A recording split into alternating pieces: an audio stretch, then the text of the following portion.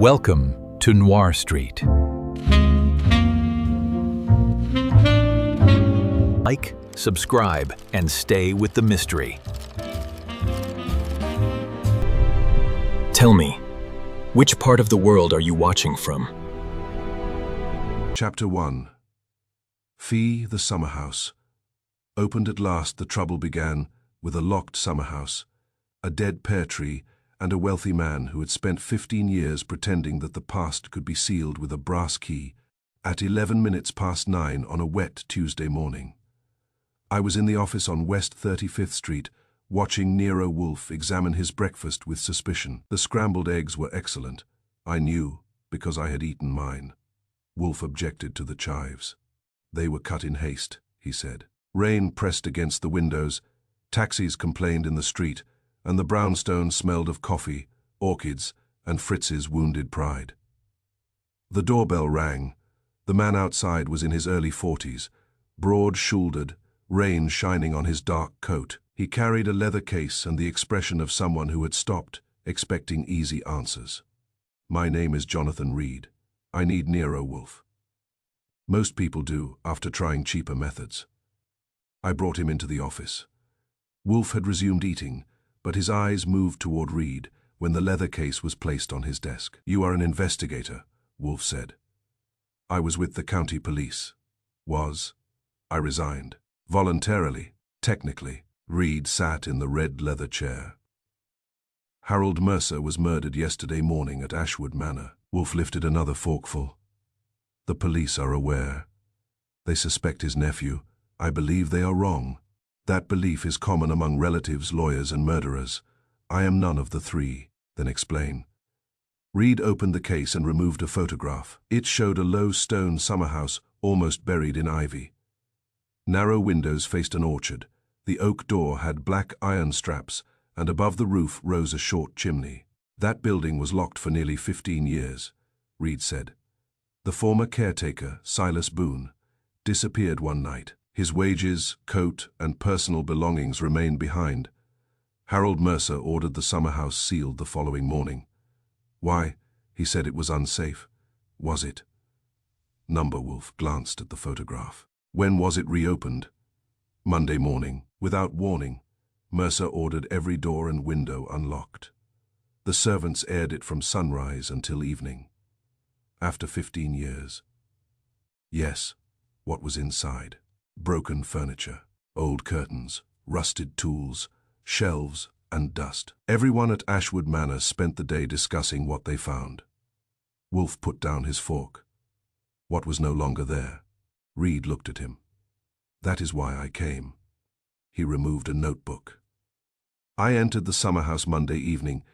Near the fireplace was a clean rectangular patch in the dust, about 5 feet long and 3 feet wide. Something heavy had stood there for years and had recently been moved.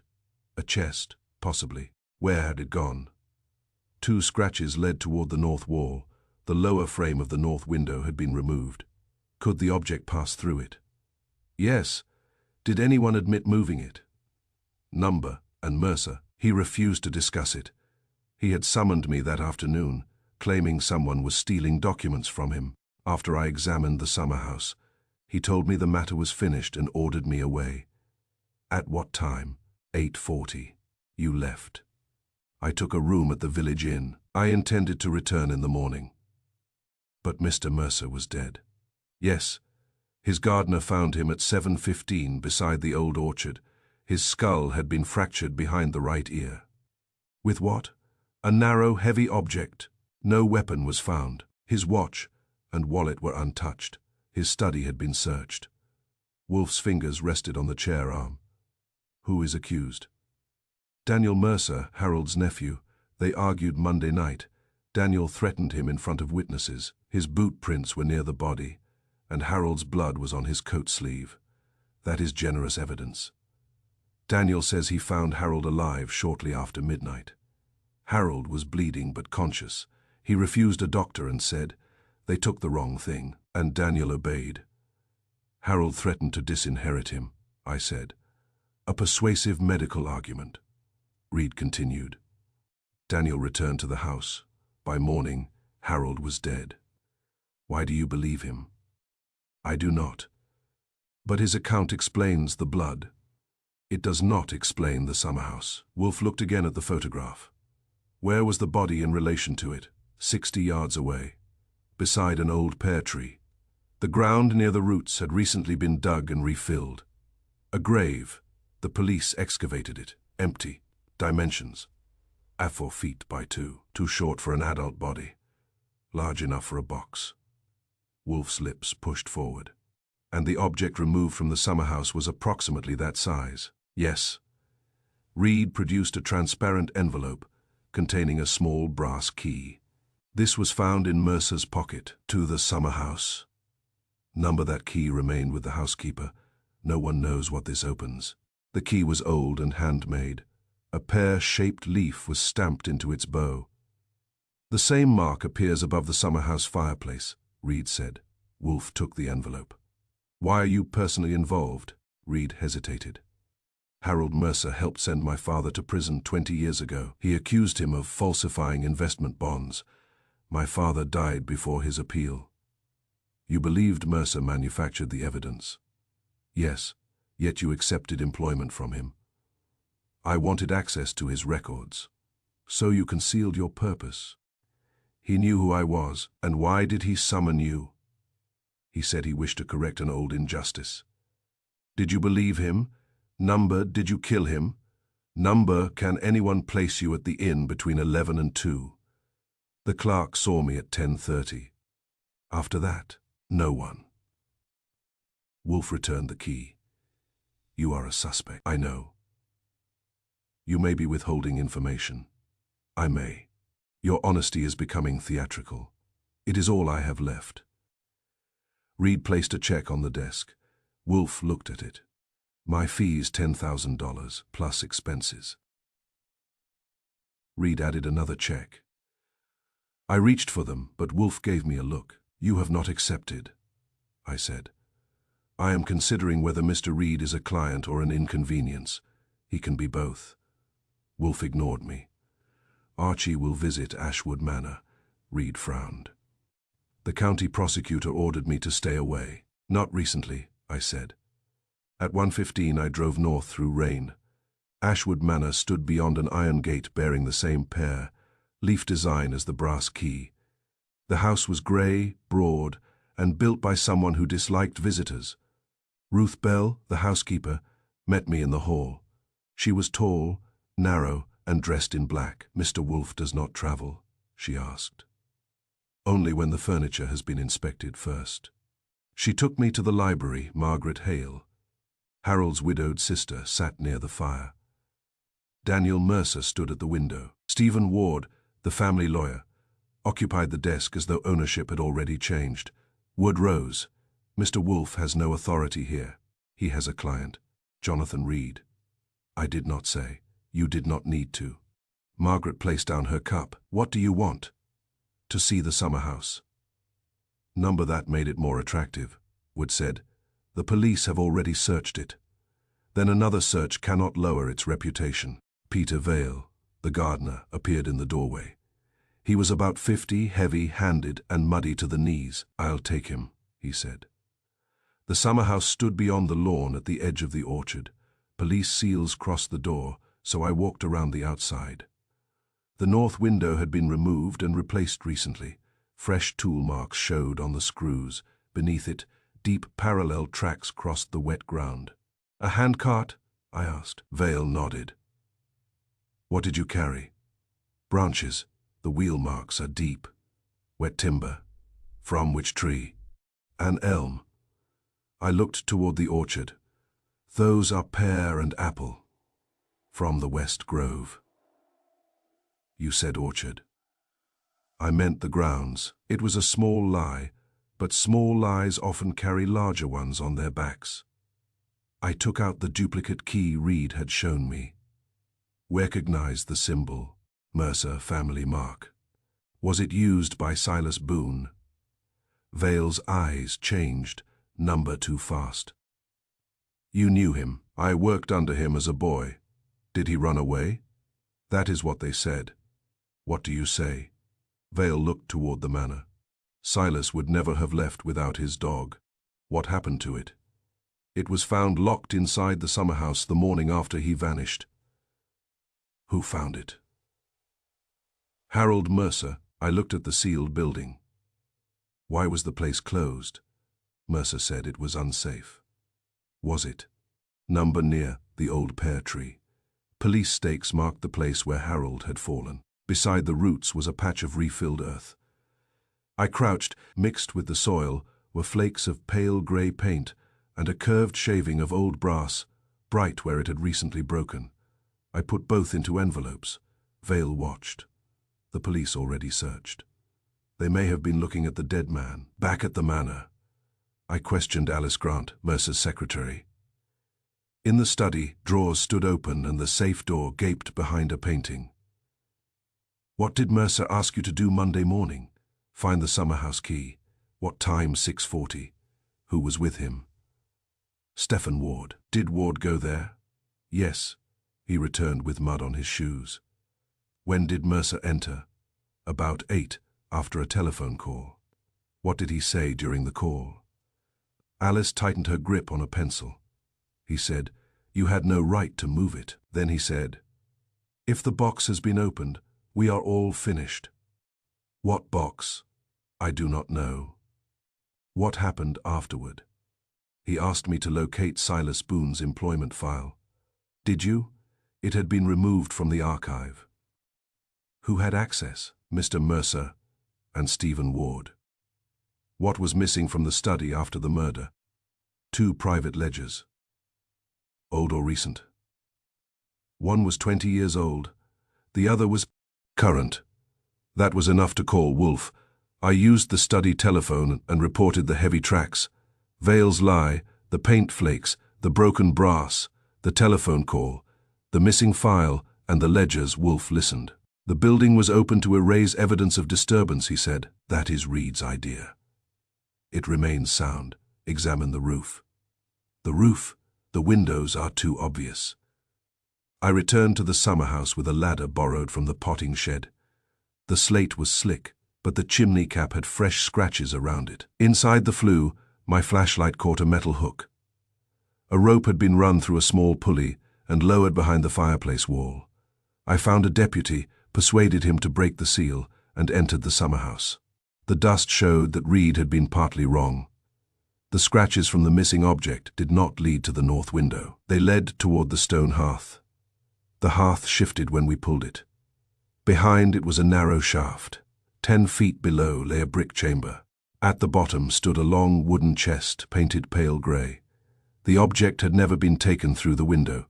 It had been lowered beneath the building. The cart tracks and the dug earth near the pear tree were false trails. I climbed down first. The chest's brass lock had been broken. The missing shaving from beside the tree matched the fresh edge. Inside were old blankets, a rusted lantern, 3 account books, and a human skeleton. A fracture marked the skull behind the right ear. At the bottom of the chest lay a metal plate stamped, "Silas Boone. I telephoned Wolfe from the library." Boone never disappeared, I said. He was in a chest beneath the Summerhouse. Someone opened it, removed papers, broke the lock, then lowered it into a hidden chamber. The old ledgers. 3 remain. There is space for more. The skull.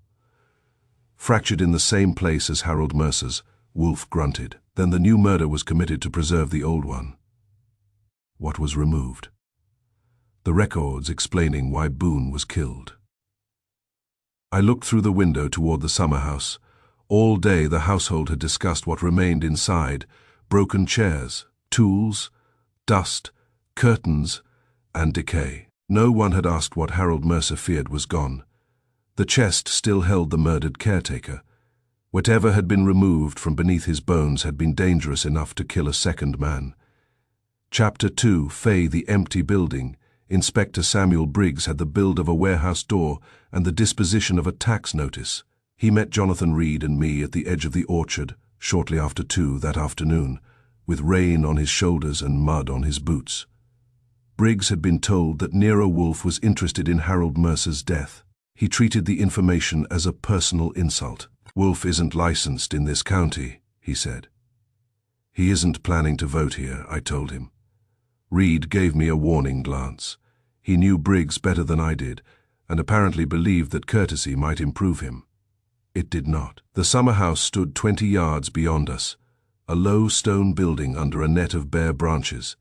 Its windows had been closed again after Monday's airing, but the faded curtains still moved behind the glass whenever the wind found a crack in the frames.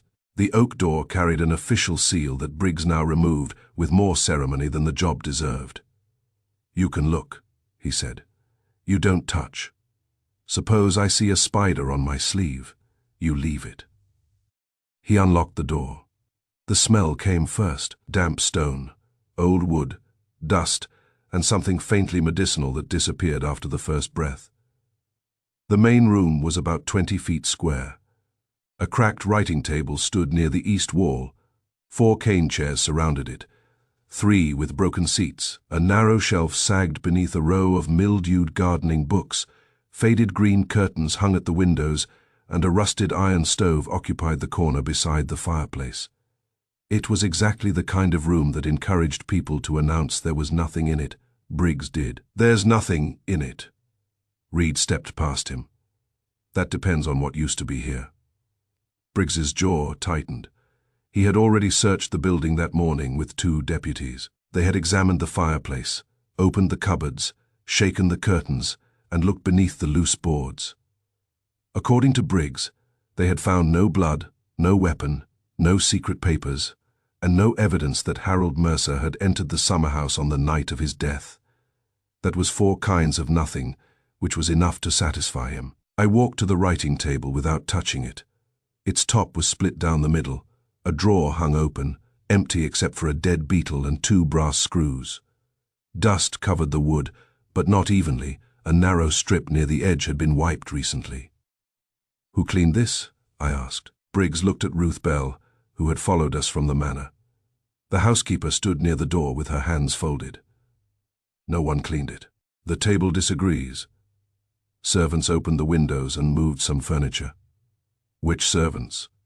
"Peter Vale, Alfred Dunn, and Mary Pike." "Did they wipe the table?" Reed bent over the surface. "There is less dust on the floor, too." He was right. The corners of the room held grey drifts thick enough to preserve the tracks of mice, but the center boards were comparatively clean. Not clean enough to shine, but clean enough to show that someone had swept them within the past few days, Briggs said. "The room was aired all Monday. People walked through it." "Walking does not sweep," Reed replied. "The servants may have done it without remembering." Ruth Bell's eyes hardened. "My servants remember their duties." "Then perhaps they remember who instructed them to prepare this place," I said. "No one prepared it." I pointed toward the curtains. They were opened carefully and tied back with fresh cord. The old cords are lying on the floor. Briggs looked down. 2 faded lengths of green braid lay beside the wall. The replacement cords were plain white cotton, clean and new. Ruth Bell said, "Mr. Mercer ordered every window secured open." "Why, to air the building?" "All day." "Yes. In November. He gave the order, we followed it." Reed moved toward the fireplace. "Did he say why the room had to be aired before he entered?" Ruth Bell hesitated. "He did not say he meant to enter." "But he did." "At 8 o'clock. Alone?" "Yes." "How long did he remain?" "About 20 minutes. "And afterward?" "He told us to leave the windows open until sunset." I examined the floorboards. They were old oak darkened by age and damp. Near the center of the room, between the writing table and the fireplace, a large rectangle interrupted the dust. It measured about 5 feet long and a little under 3 feet wide. The wood within the shape was lighter than the boards around it. 4 deep pressure marks showed, where feet or supports had rested for many years. At one end, a curved scratch cut across 2 boards. I crouched. Briggs said, "Don't touch." "I'm admiring it." Reed knelt beside me. That was a heavy object, very. A cabinet. Too low, judging by the scratches. A chest. That would fit. Briggs came over reluctantly. He looked at the rectangle as if hoping it would become less rectangular. We saw that. "What did you decide?" I asked. Old furniture. Where is it? We're moved before Monday. By whom? Nobody knows. That seems to be the household trade. Reed followed the scratches with his eyes. They ran toward the north wall, but stopped 3 feet short of the window. The dust beyond them had been disturbed so thoroughly that no clear trail remained. He asked Ruth Bell, "What stood here?" "I cannot say. You managed this house for 28 years. The Summerhouse was locked for nearly 15 of them. You saw it before it was locked." "Yes." "Then what stood on this spot?" She looked at the pale rectangle. "A cabinet, perhaps. Wood or metal. I do not remember. Tall or low. I do not remember." "Was it here when Silas Boone disappeared?" Her face became still. "I believe so," I said. "That is a great deal of uncertainty for 5 feet of furniture." Briggs grunted. "People forget, especially when memory is inconvenient." He turned toward me. "Goodwin, if you came here to accuse the housekeeper, I came to look at an empty space." Urid stood. "The missing object may explain why Mercer opened the building. The dust says otherwise. Dust does not testify." "No," I said, "but it also does not hire a lawyer." Briggs ignored me and went to the north window. Its lower frame showed newer screws than the upper half. The paint around them had been chipped recently. He opened it. Outside, a narrow path curved toward the orchard. Handcart tracks crossed the soft earth beneath the sill. "Peter Vale used this path Monday," Briggs said. "He was clearing dead branches." "Did he remove the window?" Reed asked. "Number. Who did?" "Vale says Mercer ordered it." "Why?" "To improve ventilation." Reed looked back at the pale rectangle. "A 5-foot chest could pass through that opening." Briggs closed the window. "You are assuming a chest. We are observing a space." I moved along the north wall. A line of clean nail holes showed where something had once been fastened to the stone. Near the floor, the wall was scraped. One mark contained a thread of dark green cloth. I kept my hands behind my back. "What hung here?" I asked. Ruth Bell came closer. "Curtains. The window is 3 feet to the left." She looked at the marks. "Then perhaps a cover." "For the missing object?" "I do not know," Reed asked. "Was it covered when the Summerhouse was closed?" She said nothing. Briggs stepped between us. "That is enough." "It is barely a beginning," Reed said. "You were not invited here officially. Neither was the murderer." Briggs's face reddened. Reed had a talent for speaking quietly in a way that made men angrier than shouting would have done. I inspected the fireplace. The grate was rusted, but carried no thick dust. Someone had handled it recently. The ash beneath was old and grey, except for 2 darker pieces of charred paper. Briggs saw me looking. "We tested them." "For what?" "Writing. Nothing survived. Where they burned Monday. The laboratory will tell us." Reed leaned toward the hearth. "Mercer may have destroyed papers after opening the room." "Or before," I said. Briggs said. "Or they have been there 15 years. That was possible. Briggs preferred possibilities that required no further work. At the rear of the Summerhouse was a narrow chamber that had once belonged to Silas Boone. It held an iron bedstead, a washstand, and a small trunk with a broken clasp. The mattress had rotted into brown lumps. A shelf above the bed held an empty bottle and a cracked alarm clock. Summoner had cleaned only the part of the building visitors were expected to see. Reed noticed it too. The servants aired both rooms. Ruth Bell nodded. "Then why is this one untouched? No furniture was moved here." "The main room was not merely disturbed," he said. "It was prepared." Briggs leaned against the doorway. "For what?" "Inspection." "By whom?" "Perhaps by Reed," I said. "Mercer invited him." Reed considered it. "Mercer knew I would examine the Summerhouse. Someone swept the center, tied back the curtains, removed the lower window frame, and made the room appear openly neglected."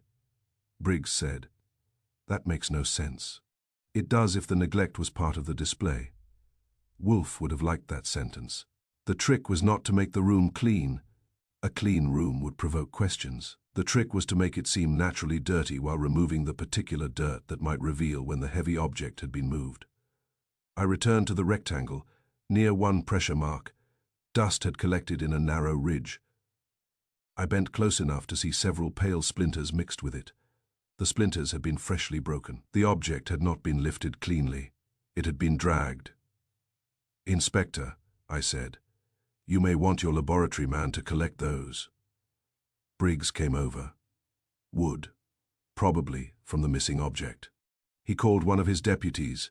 Reed measured the rectangle with his notebook. 5 feet, 2 inches by 2 feet 10.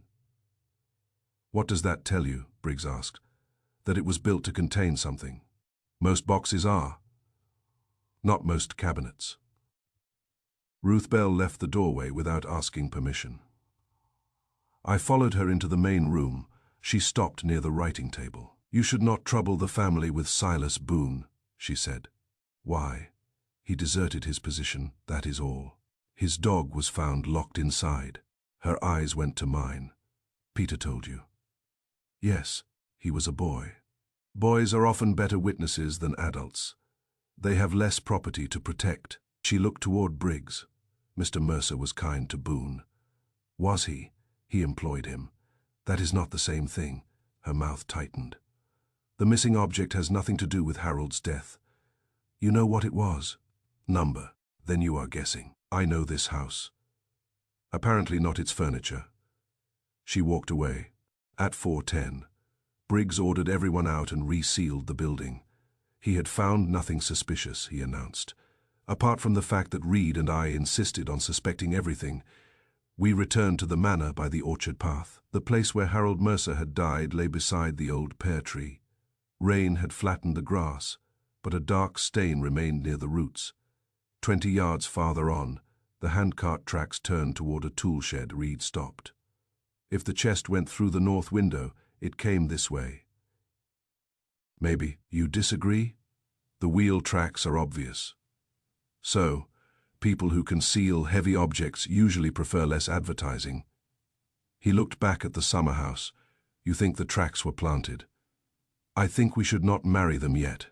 Inside the manor, I telephoned Wolfe. He had finished his afternoon session with the orchids and was in the office with beer. "Your port," he said. I described the room, the uneven dust, the fresh curtain cords, the altered window, the charred paper, and the cleaner main chamber. "The building had been prepared for inspection," I said. "Not cleaned completely, cleaned selectively." "For whose inspection?"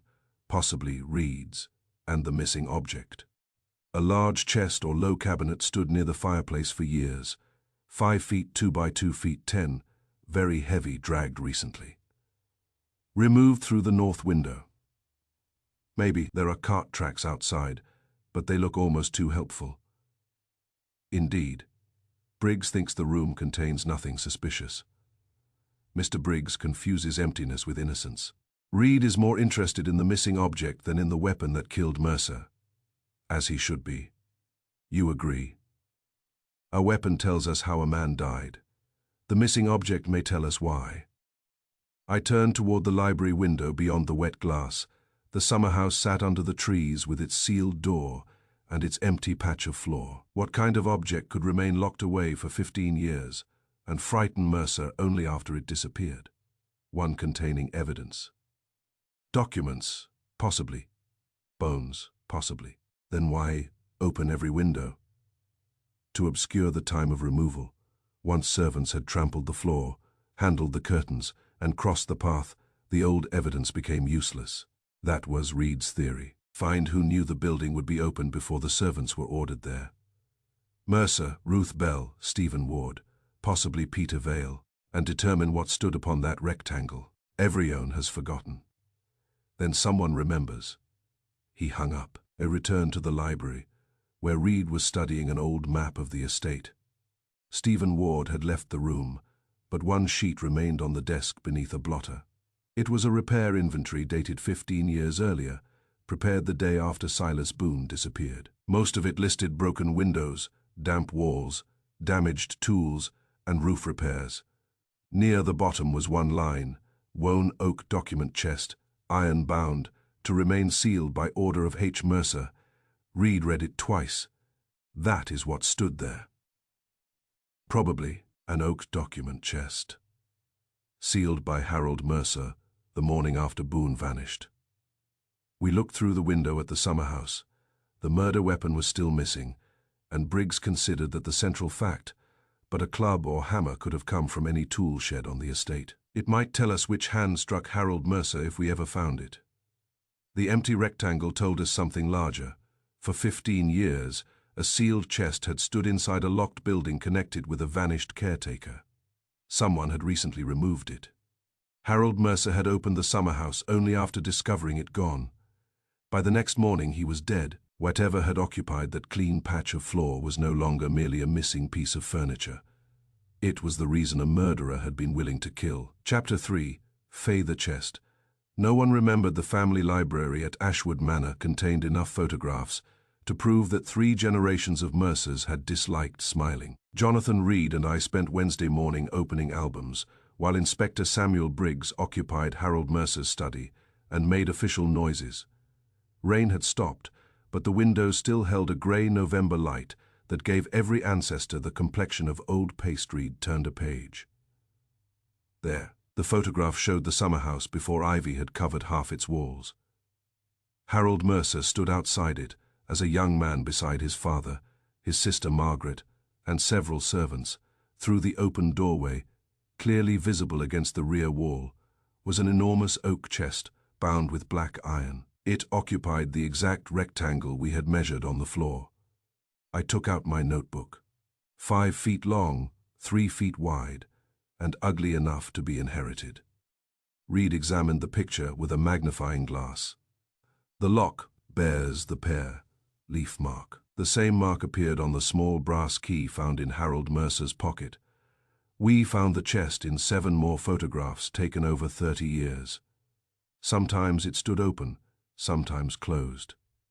In one picture, gardening cushions were piled on its lid. In another, Silas Boone leaned against it while holding pruning shears. The final photograph was dated 3 weeks before Boone disappeared. After that, the Summerhouse vanished from the family albums. Margaret Hale entered while we were arranging the pictures on the table. She stopped when she saw them. "You had no permission to remove those." "They were already removable," I said. Reed held up the clearest photograph. "What was kept in this chest?" Margaret barely glanced at it. "Garden rubbish." "What kind?" "Broken tools, chair cushions, covers for outdoor furniture." "Why was it sealed after Silas Boone disappeared?" "I do not remember that it was." We found the repair inventory. Her face remained composed, but one hand tightened around the silver head of her cane. "My brother ordered many things sealed. Harold liked locks." "Did he keep the key?" "I assume so." "Was the chest still inside when the Summerhouse was closed?" "Yes." "Then when was it removed?" "I do not know." That answer had become so popular at Ashwood Manor that it deserved a room of its own. Ruth Bell, the housekeeper, gave us almost the same performance. She remembered the chest, remembered blankets on top of it, and remembered Boone complaining that its hinges were rusted. She did not remember anyone opening it. Stephen Ward claimed it held estate tools. Alice Grant had never entered the Summerhouse before Monday. Peter Vale said the chest contained worn cushions and nothing else. "Did you ever look inside?" Reed asked him. "Number? Then how do you know?" "That's what Mr. Mercer said." "When?"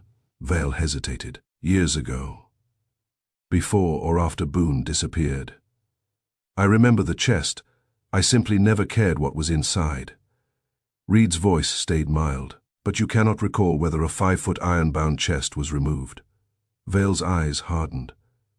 "It was there when the building was locked. And Monday morning. I noticed it was gone, but I assumed Mr. Mercer had ordered it removed." "You opened the windows." "I had work to do." "You removed the lower frame from the north window." "Mr. Mercer ordered it." "A chest that size could pass through." "I suppose." "Did it?" "Number?" The denial came before Reed had finished the question.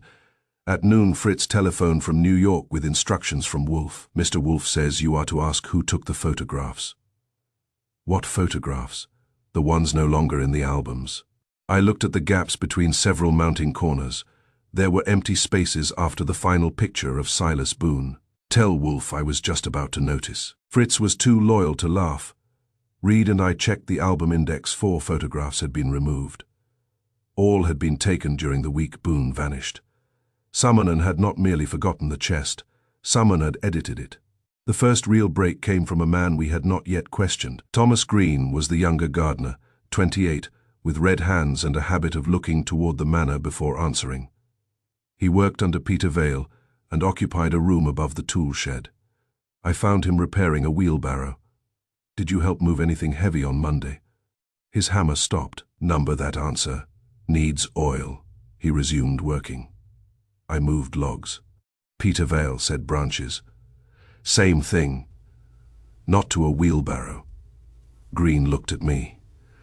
What do you want? The truth would be convenient. He glanced toward the Summerhouse. I didn't see what was inside. Reed had joined us without Green noticing, he said.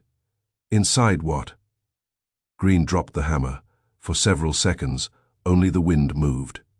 Then he wiped his hands on his trousers. Mr. Vale told me to bring the large handcart to the north side of the Summerhouse Monday afternoon. What time? Reed asked. About 3. What did you move? Something wrapped in canvas. Shape. Long like a chest. How heavy? Green swallowed. Too heavy for 2 men. We used boards as a ramp and a pulley fixed near the window. Who helped? Mr. Vale and me. Was Harold Mercer present? Numbers Stephen Ward. Green shook his head. Who gave the order? Mr. Vale said it came from Mr. Mercer. Where did you take it? To the old orchard. My pencil stopped. The pear tree. Near it. And then, Mr. Vale sent me back for shovels. Why? He said the cartwheel had sunk, and we needed to clear the ground. When you returned, the cart was empty. Where was the canvas? What happened to the object? I don't know. You expect us to believe Peter Vale moved an enormous chest alone. I didn't say it was a chest. You said it was shaped like one. Green rubbed his hands together. There was another man. Who? I never saw his face. He wore a dark coat and hat. Build. Medium. Maybe Mr. Ward's size. Did he speak? Once. What did he say? Careful with the lock. Reed and I exchanged a look. Was the chest locked? He asked. The canvas had torn near one end. I saw iron bands and part of a brass plate. The pear, leaf mark. Yes. Did it make any sound when moved? Green stared at the wheelbarrow. A shifting sound.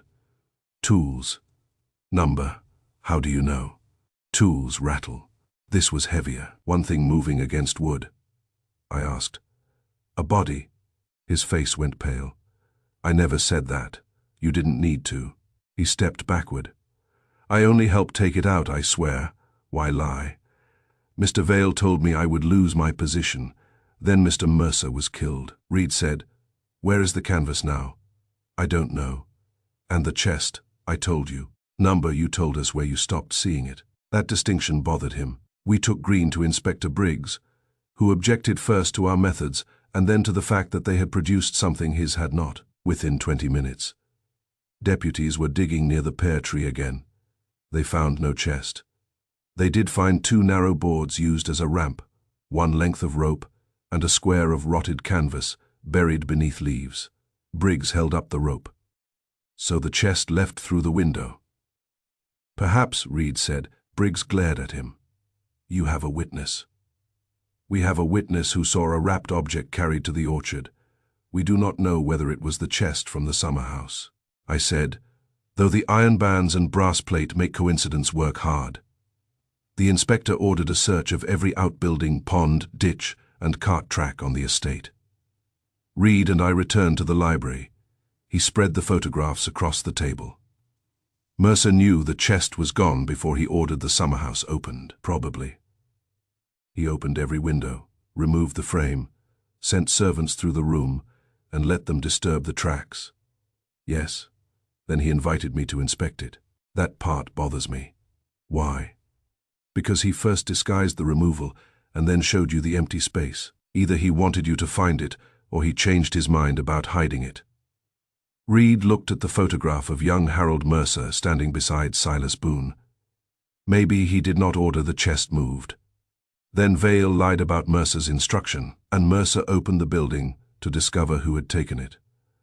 Or to make its removal appear official after learning it was already gone. Reed leaned back. The airing was not about damp. Number. It was about time. Once the room had been cleaned and crossed by servants, no one could prove when the chest disappeared. Now you are sounding like Wolfe. That is either a compliment or a warning.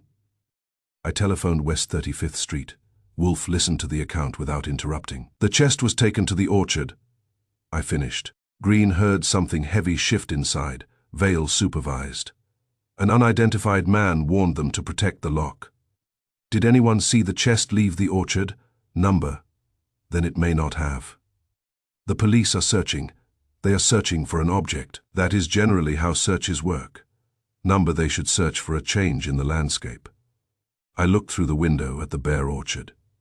The grave was empty. An obvious hole is a signpost, not a hiding place. What do you think was inside?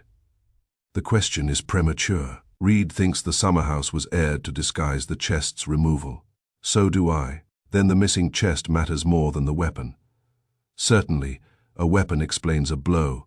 The chest explains 15 years of fear. He hung up. On the library table, the old photographs showed an oak box everyone remembered, and no one understood. Every servant agreed it had held worthless cushions and broken tools. Not one had ever opened it. Not one could explain when it vanished. And Thomas Green, who had helped move it, had heard something inside too heavy to be gardening rubbish, whatever the chest contained. Harold Mercer had opened an entire building to hide the fact that it was gone. By the next morning, someone had opened his skull to keep it gone. Chapter 4. Fee the papers beneath the timber. Nero. Wolfe's instructions regarding old floors were brief. Do not search where the chest stood, he told me over the telephone. Search where a man kneeling beside it could reach. Jonathan Reed heard that through the second receiver in Harold Mercer's study. What does that mean? He asked. It means Wolfe thinks people who hide papers prefer convenience to geometry. Inspector Samuel Briggs, who had entered without knocking, looked from Reed to me. No boards are being lifted without my authority. Good, I said. You can authorize it while we find the right one. The Summerhouse had been sealed again after Thomas Green admitted helping move the canvas, wrapped object. Briggs now broke the seal with the grim expression of a priest reopening a tomb. The rectangular mark on the floor waited beside the fireplace. In the grey morning light, it seemed less like an empty space than an accusation. Reed knelt where the chest's right end had rested. If someone hid papers directly beneath it, the chest would have to be moved each time. Exactly. He shifted toward the wall and examined the boards within arm's reach of the chest's former position. The first 3 were fixed by square, headed nails dark with age. The fourth had 2 modern screws rubbed with dust to resemble iron. I pointed. That board has been taught to lie. Briggs crouched beside us. It may have been repaired. Then the carpenter forgot to age the slots. 1 screw bore a fresh silver scratch. Simone had opened it recently. Briggs summoned a deputy and ordered photographs before permitting Reed to remove the screws. The board lifted without resistance. Beneath it was a shallow cavity between 2 joists. Empty. Briggs gave me a satisfied grunt. You found dust. Reed reached inside and ran his fingers along the timber. Summernan searched here. The cavity's bottom had been disturbed. Dust lay in ridges. A torn thread of black oilcloth clung to a splinter near the far end. I lowered my flashlight. The joist did not meet the stone wall. A narrow gap continued beneath the next board. Your empty space has an annex, I said. The adjoining board had not been screwed down. Its nails were old, but one edge rose slightly above the others. Reed inserted the tip of Briggs's evidence, knife, and worked it upward. The nail complained. The board came free. Beneath it lay 3 flat packets wrapped in black oilcloth. Briggs stopped, looking satisfied. He put on gloves and lifted the packets one at a time. The largest was tied with faded red cord. The second had been partially torn open. The third was wedged so deeply beneath the joist that whoever searched the first cavity had missed it entirely. "Nothing leaves this room," Briggs said. "That includes us?" I asked. "It may." He opened the first packet on the cracked writing table. Inside were property agreements, loan certificates, cancelled notes, and letters written over a period of nearly 25 years. Several bore Harold Mercer's signature. Others carried names Reed recognized immediately. "Caleb Ashe," he said.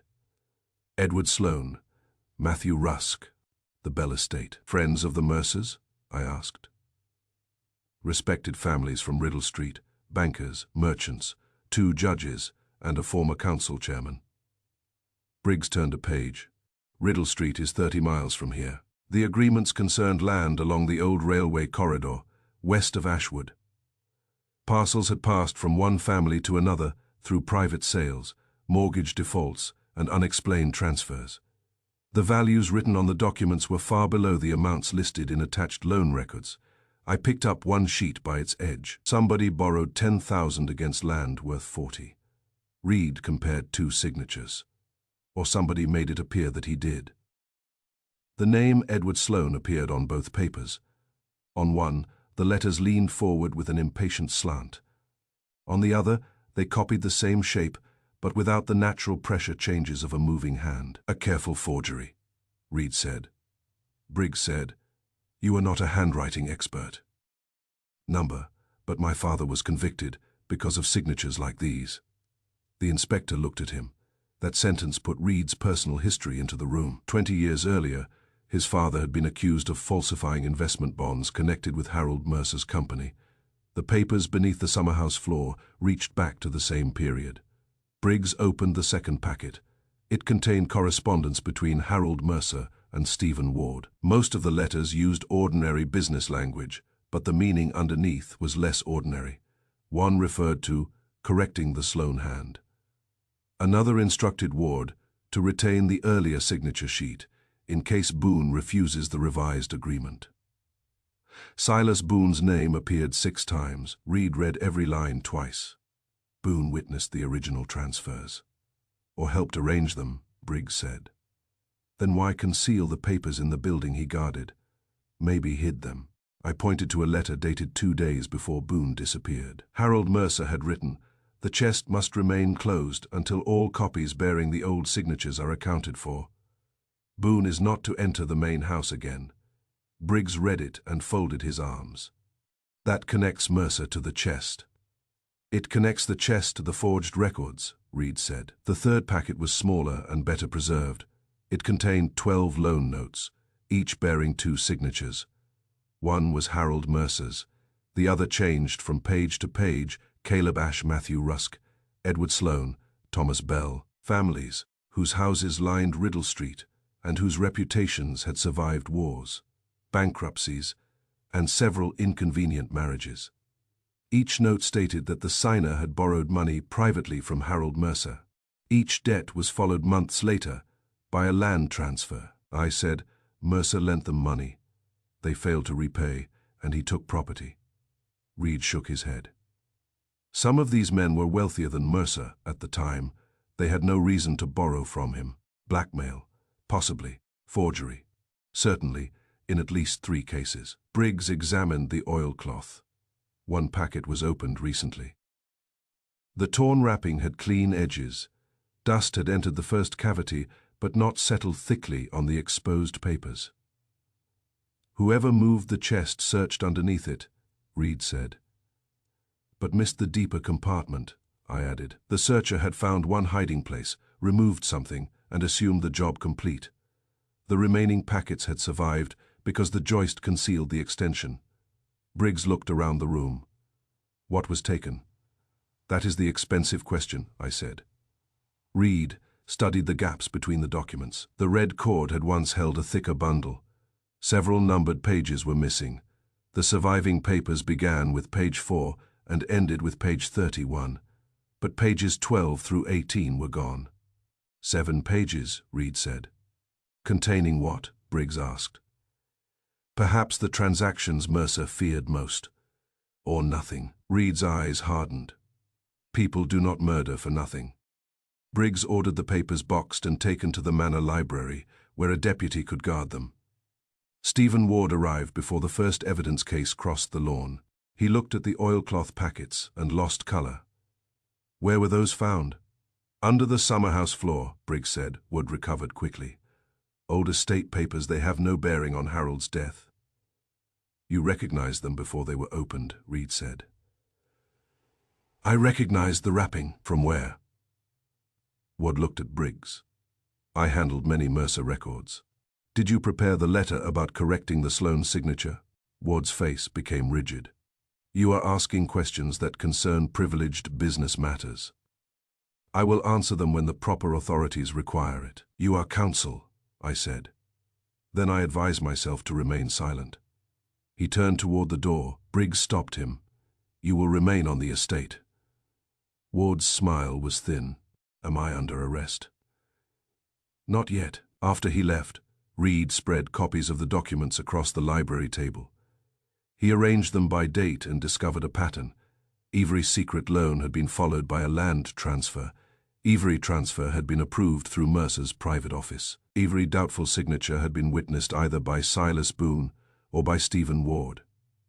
Boone knew the signatures were forged, Reed said. Maybe he did more than know. My father's conviction happened 6 months later. I looked at him. You think Mercer used the same scheme? I think my father discovered it. Mercer placed forged bonds in his company records and accused him first. Reed found a notation in the margin of one agreement. The handwriting was small and cramped, original retained by J. Reed. Copy placed with Boone. Reed stared at it. My father's first name was James. Briggs said nothing. For the first time since I had met him, the inspector appeared willing to let a fact exist without stepping on it. I telephoned Wolfe. He was in the plant rooms and disliked interruptions there. But Theodore found him. I reported the papers, the forged signatures, the Riddle Street families, Ward's reaction, and the notation bearing Reed's father's name. The chest concealed documents, Wolfe said. Some documents. These were beneath it. Precisely. The chest was both container and barrier. Summoner moved it, searched the first cavity, and removed 7 pages. Or removed a packet whose absence created the numbered gap. Why leave the rest? Because the searcher found what was required. Then why kill Mercer? Because he knew who had taken it. I glanced at Reed, who was reading his father's name again. The Summerhouse was aired to destroy traces of the search. Yes, and the chest was removed so someone could reach the floorboards. Not necessarily. A chest weighing several £100 is a reliable lock. To reach the papers, it had to be moved. Its removal may have been a means, not the object. That shifted the whole picture. We had assumed the chest itself contained the danger. Wolfe was suggesting that its chief purpose had been to stand over the danger for 15 years. What do the missing pages concern? He asked. We don't know. Then learn which Riddle Street family is not represented among the surviving papers. I looked at the names spread across the table. It took Reed less than a minute. The Harlan family, he said. They owned the largest section of railway land. Their name appears in the index, but none of their agreements remain. I told Wolfe. Good, he said. The papers were not taken at random. The line went dead. Outside, deputies searched the orchard for a missing oak chest.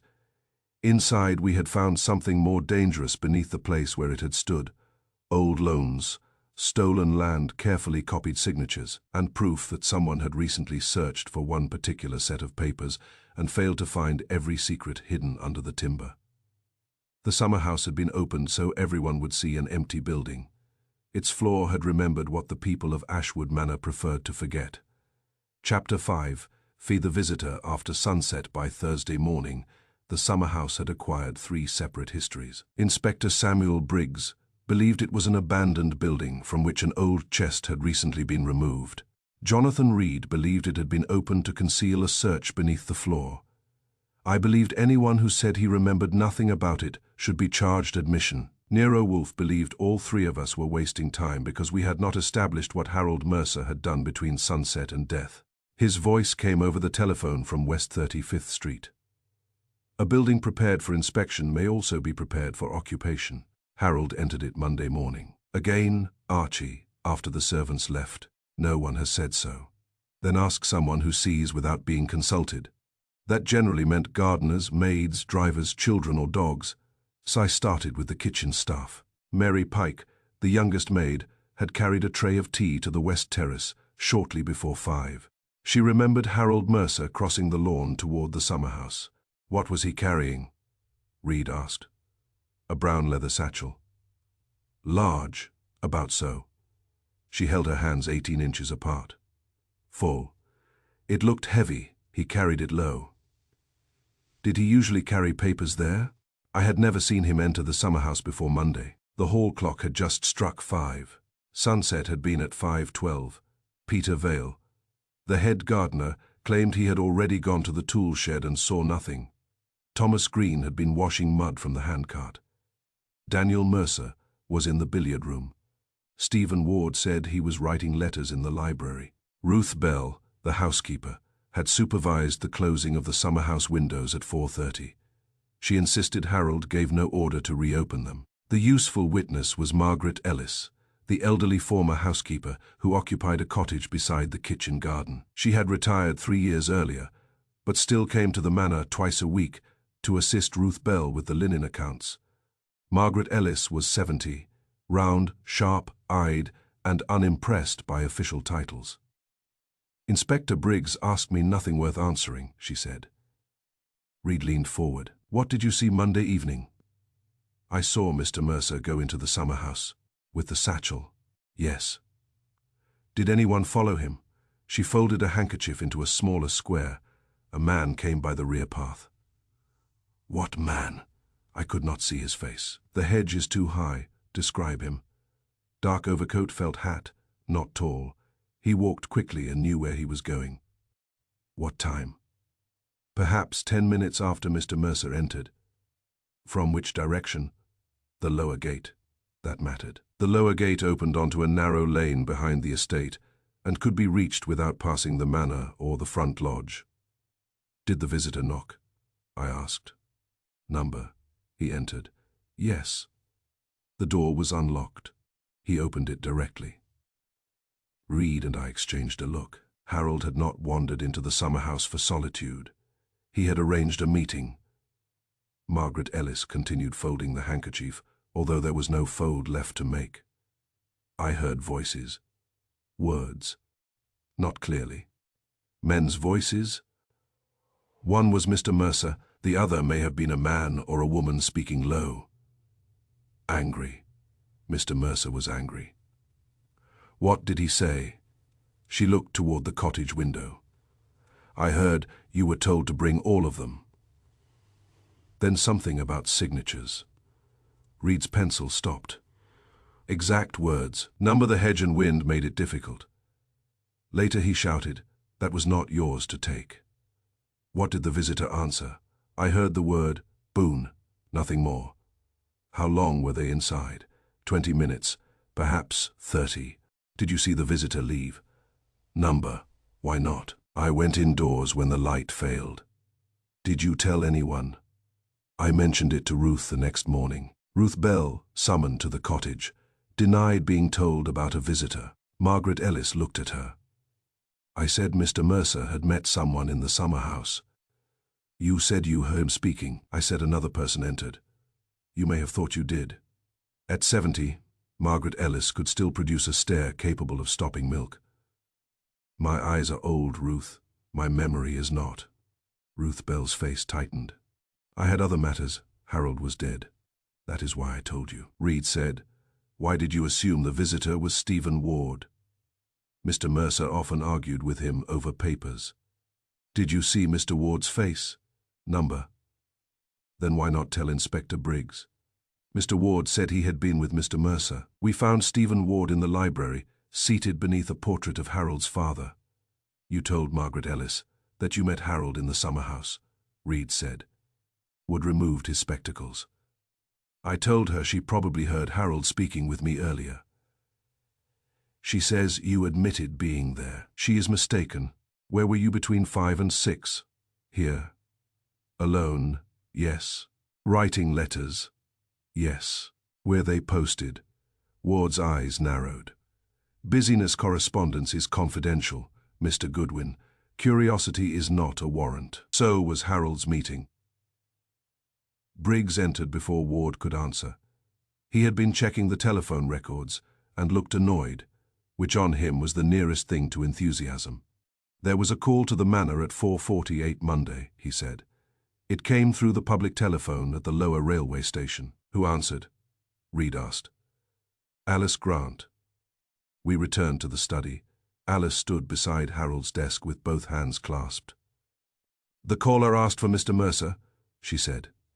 Man or woman? Briggs demanded. The voice was disguised, low and rough. What did Harold say? I left after connecting them. Did he mention a meeting? When I returned with correspondence, he was placing documents into his leather satchel.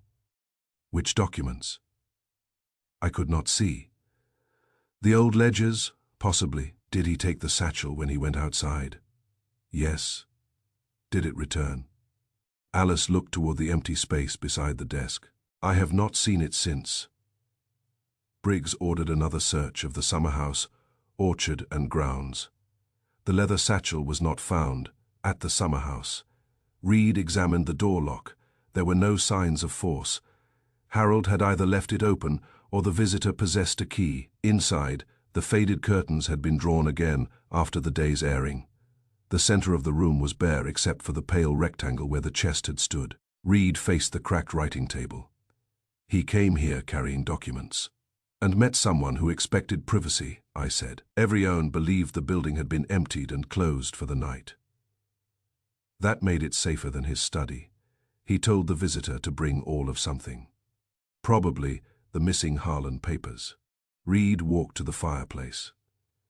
The visitor accused him of taking what was not his. They argued about signatures and Boone. Then Harold left, apparently, without the satchel. He looked at me. You think the visitor took it? I think the visitor came for papers. That is more solid than thinking he came for the furniture.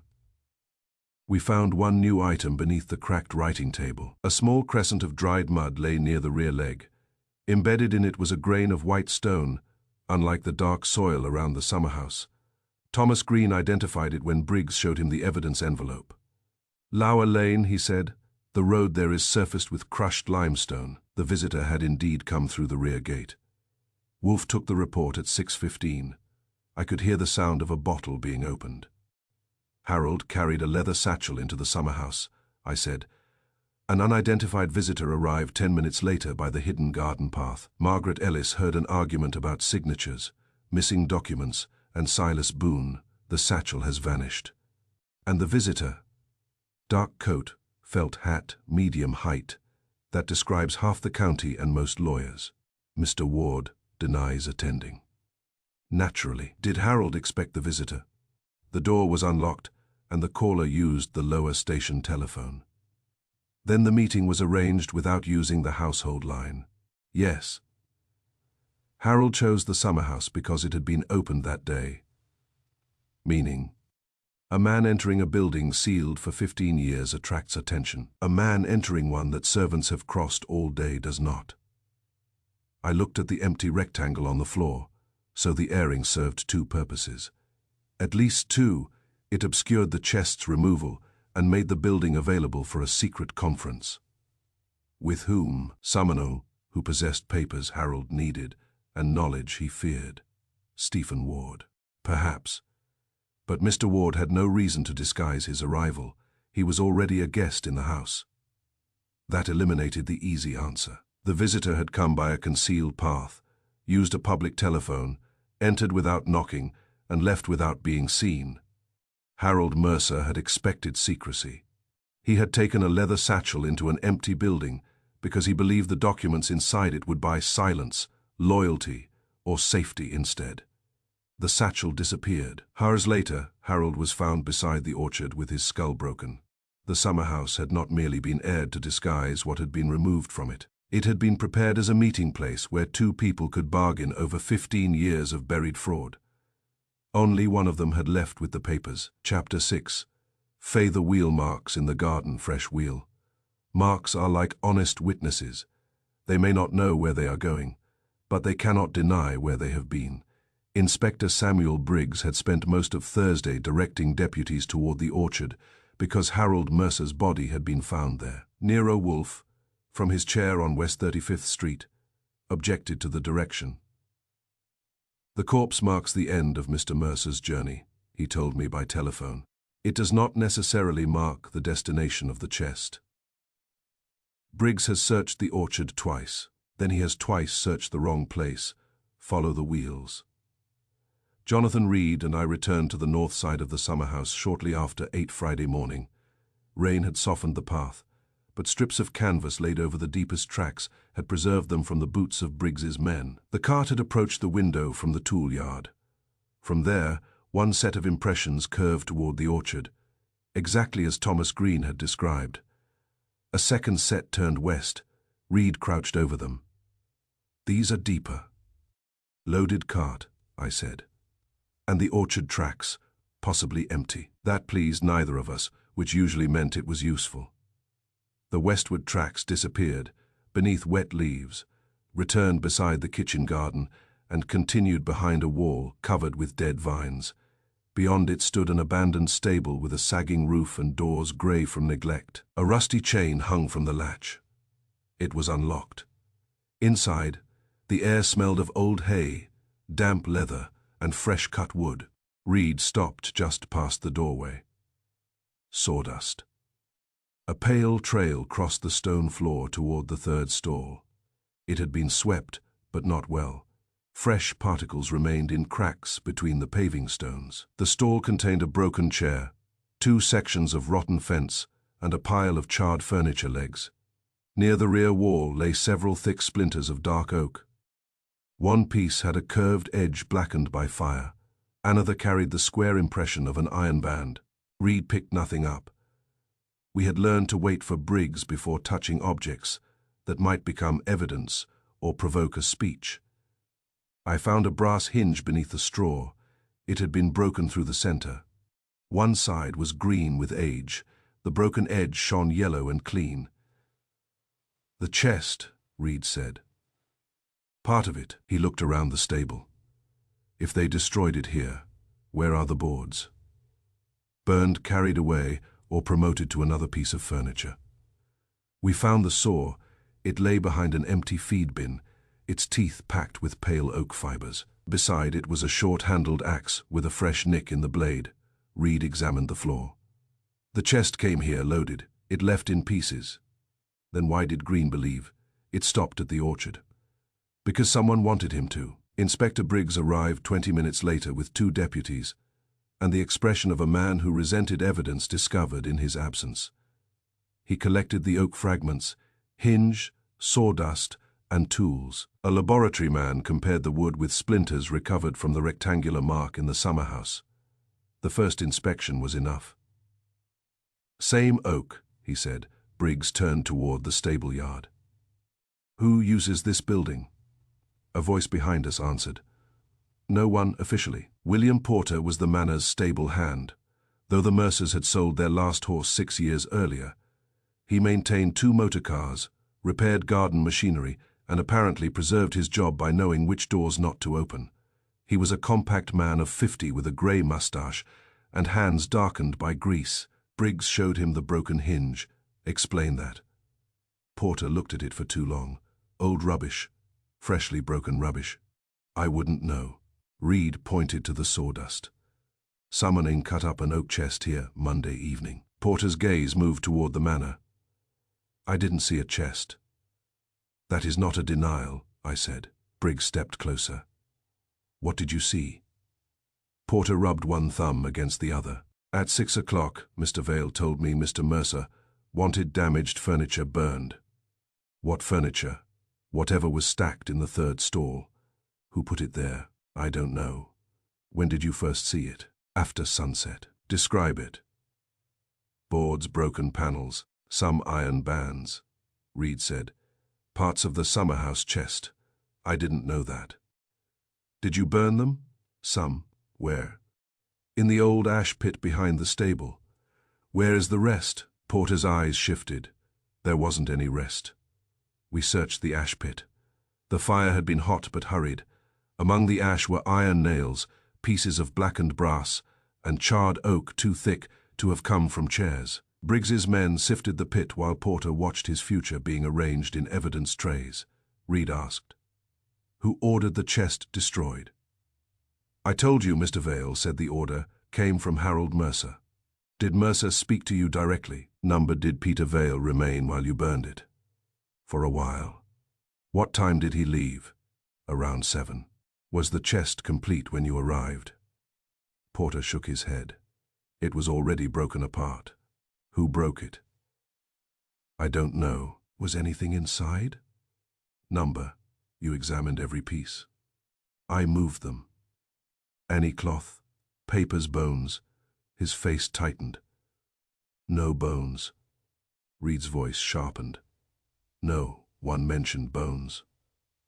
Porter looked at Briggs. I meant there was nothing like that, nothing unusual. I said, try again. He wiped his mouth. There was a smell. What kind? Damp, rotten. From the wood, maybe. Anything else? He hesitated. One strip of dark cloth caught under an iron band. Mr. Vale pulled it free and put it in his pocket. What kind of cloth? Oilcloth, perhaps. That connected the stable to the packets beneath the Summerhouse floor. Briggs sent deputies to find Peter Vale. They returned 10 minutes later without him. Vale's room had been searched. His coat was gone. So was his bicycle. Reed walked to the third stall and studied the saw marks on the oak fragments. The chest was cut apart after its contents were removed. Probably, I said. Then destroying it was not about reaching what was inside. Number, it was about preventing us from examining the chest itself. He nodded. A chest can carry more than its contents. Scratches, stains, hidden compartments, names carved beneath the lid, a bullet in the wood, or blood in a joint, may remain after papers are gone. Whoever destroyed the oak box had feared what the box could reveal. I telephoned Wolfe from the Manor Library. The wheel tracks split, I reported. The loaded cart went to the abandoned stable. The orchard trail was probably made afterward with an empty cart.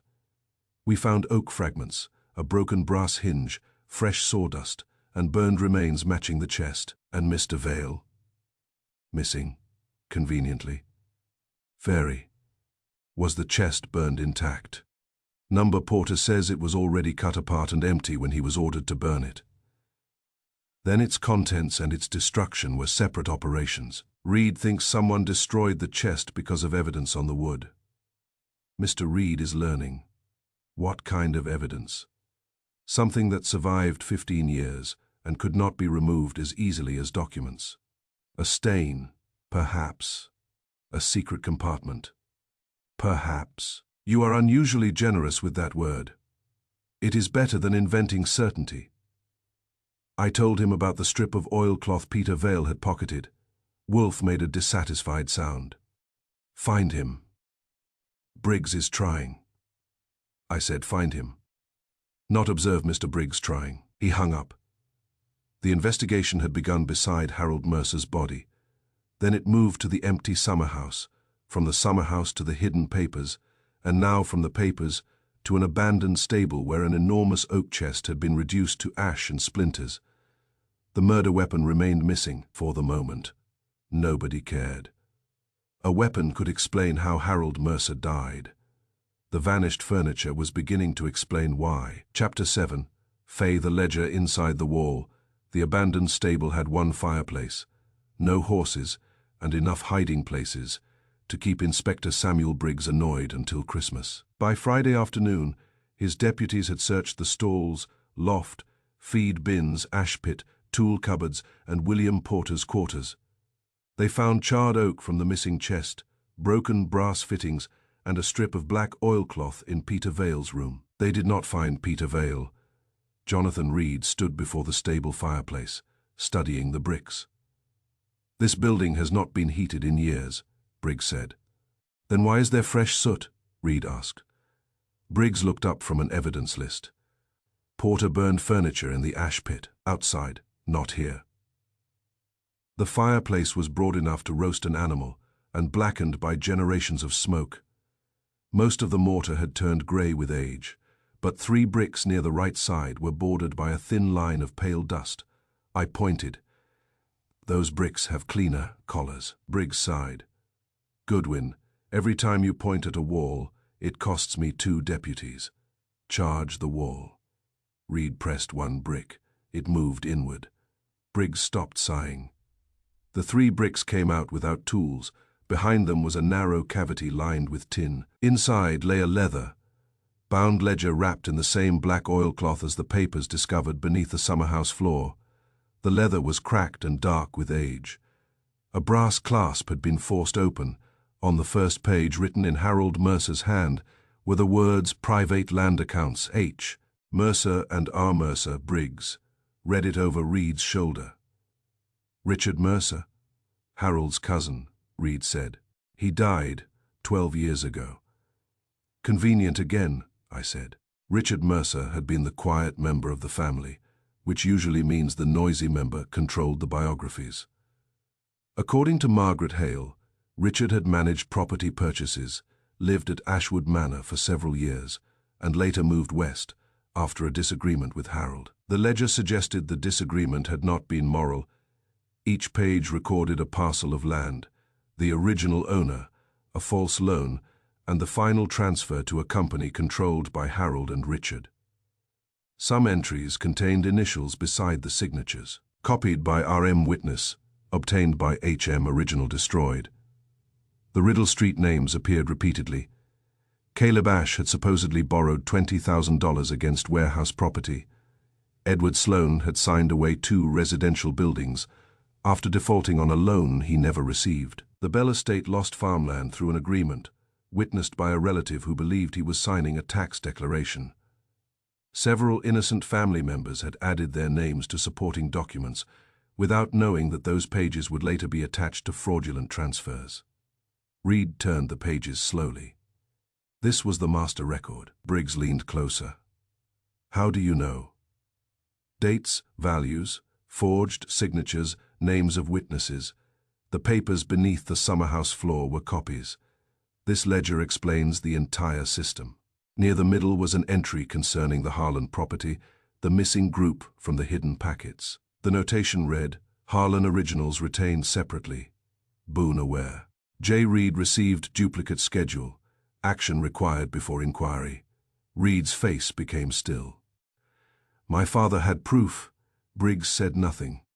The next entry was dated 4 days before Silas Boone vanished. "Boone refuses return of duplicate papers. R.M. insists chest be searched. To settle matter." I said, "That is not a confession, but it is standing near one." Reed closed the ledger. Silas Boone knew the transfers were forged. He kept copies in the Summerhouse. Harold and Richard searched the chest. Days later, Boone disappeared. "And your father went to prison 6 months afterward," Briggs said. "Yes." A deputy entered with a message. Peter Vale's bicycle had been found beside the lower railway road. There was no sign of Vale. Briggs ordered the station watched. Reed returned his attention to the fireplace.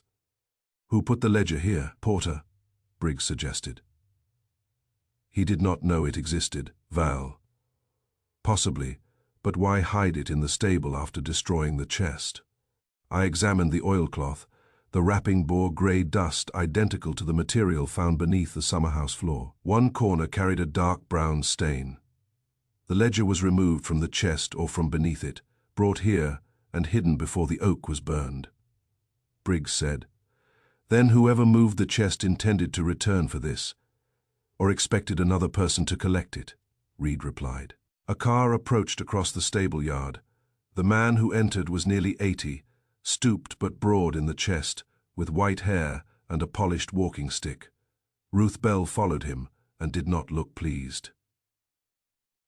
"This is Edwin Cole," she said. "He worked on the estate before Silas Boone became caretaker." That repaired the apparent difficulty in the household records. Edwin had served as Summerhouse caretaker for 23 years. When age forced him to give up the position, Silas Boone replaced him. Cole looked at the open wall and then at the ledger. "You found it." Briggs moved toward him. "You knew it was there." "I knew the hiding place." "Who placed the ledger inside?" Cole lowered himself onto an overturned bucket. "I did not place that book there, but I built the cavity." "When?" "More than 40 years ago." "Why?" "To protect family papers." "Whose family?" Cole glanced toward Ruth Bell. "Not only the Mercers. The stable had once served as the estate office when Harold's father was alive. Families from Riddle Street had entrusted deeds, loan agreements, wills, and private contracts to the Mercers because the estate possessed iron safes and employed clerks.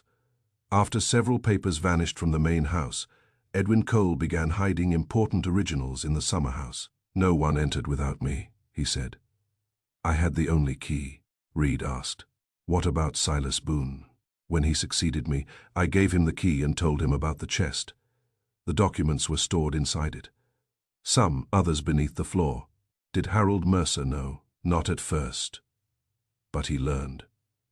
Cole nodded. "Richard saw Boone returning papers to the chest one evening. After that, they began using the documents to forge land transfers. I did not understand the whole of it then. I knew signatures were being copied. Boone knew more. Why did you remain silent?" Cole's fingers tightened around his stick. "Harold threatened my daughter. She had borrowed money after her husband died. He said he would take her home and accuse her of theft." "Did Boone intend to expose him?" "Yes." "When?" "The week he vanished." The stable went quiet. Reed opened the ledger to the entry concerning Boone. "Did Harold kill him?" Cole looked at the page but did not answer directly. "Silas met Harold and Richard in the Summerhouse that night. I saw both men leave after midnight." "Silas did not," Ruth Bell whispered. "You never told anyone." "I told Harold I had seen them. He showed me a paper carrying my daughter's signature.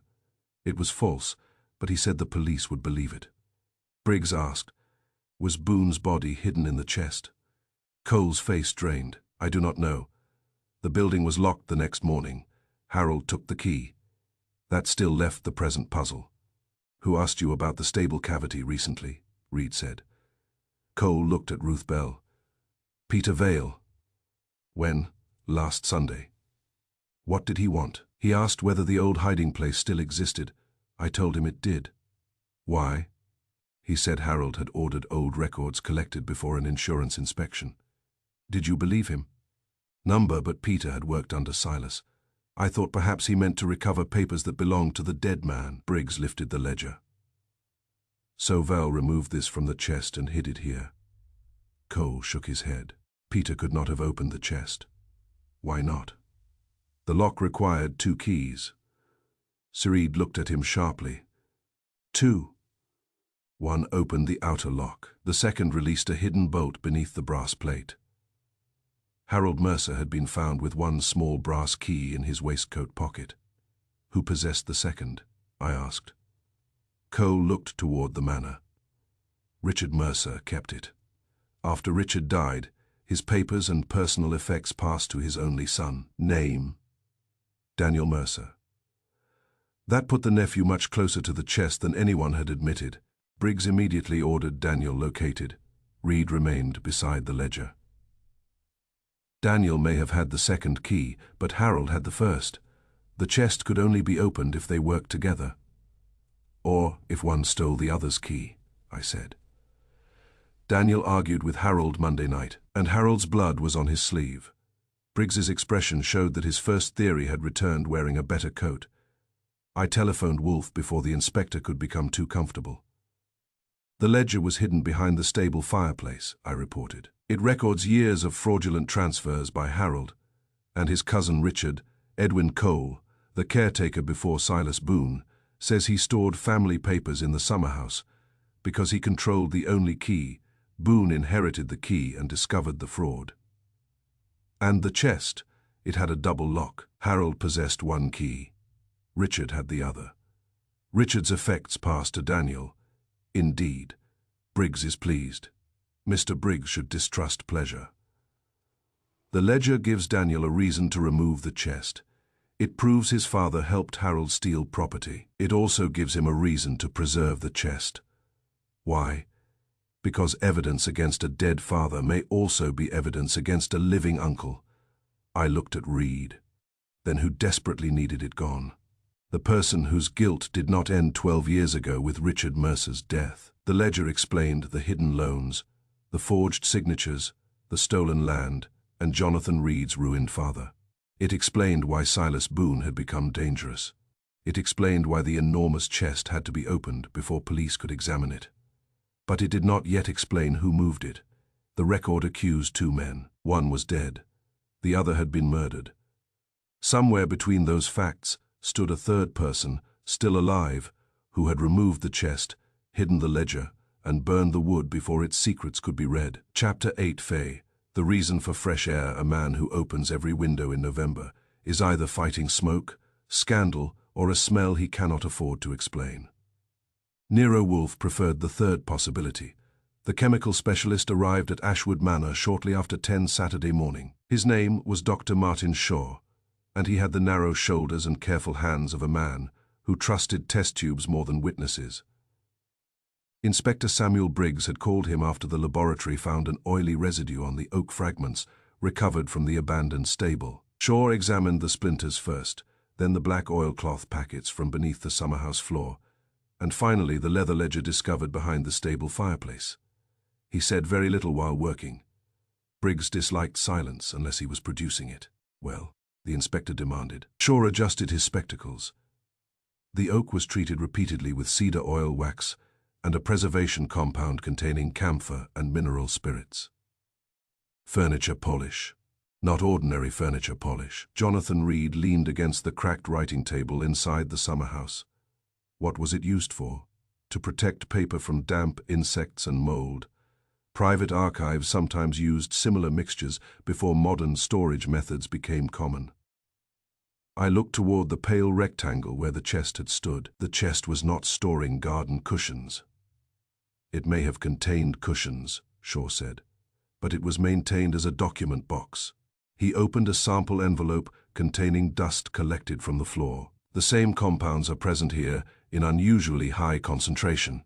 Briggs looked around the neglected room. If the chest stood here for years, naturally the smell remained. No, Shaw replied. Most of the volatile material would have faded long ago. These traces indicate recent application or recent exposure of treated surfaces. Meaning? The chest was opened. Reed straightened. How recently?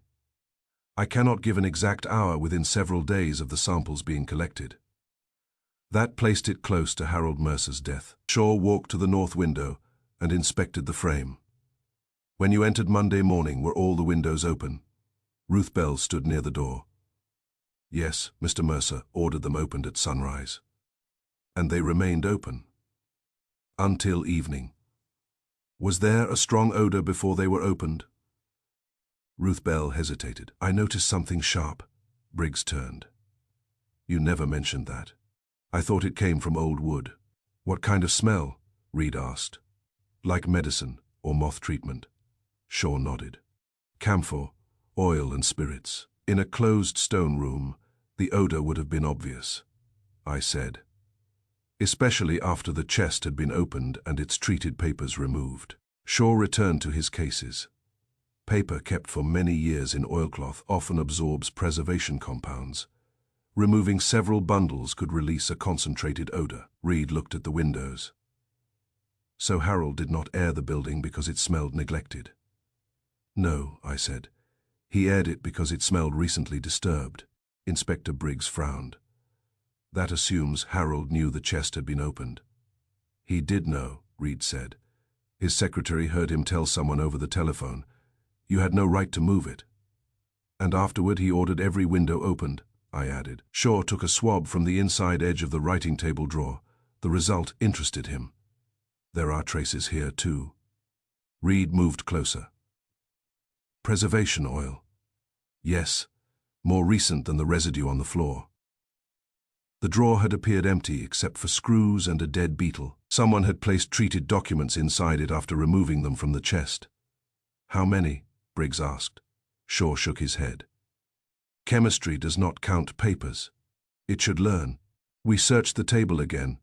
On the underside of the drawer was a thin brown stain where oilcloth had rested. The shape was rectangular, about 12 inches wide.